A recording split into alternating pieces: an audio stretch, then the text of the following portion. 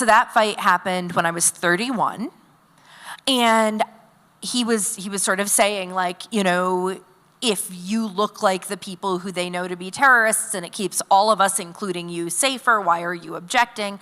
And I was pushing back, and I was really upset. So I was not at my most articulate. I was, at one point, I also decided he was sexist because he told me not to fight with feelings, to use logic and not feelings, and I like went through the roof. It was a terrible fight, and somewhere in there, he distilled what I was saying to him, and he said, "Are you telling me that you think I'm a racist?"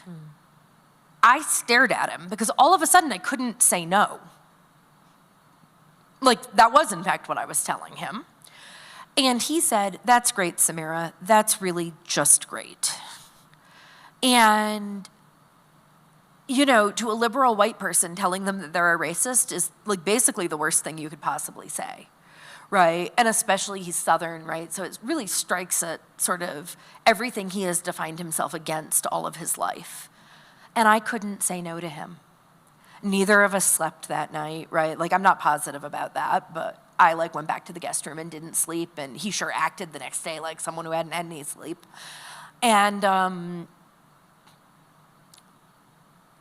from then until we had the conversation in the restaurant that really, like, in which he gave me his permission and blessing to write the book, and he was like, "I really think you should," I started reevaluating all of those memories of shame and pain in light of that argument. But it was when I was 31, and one of my dearest friends said to me, "Are you calling me a racist?"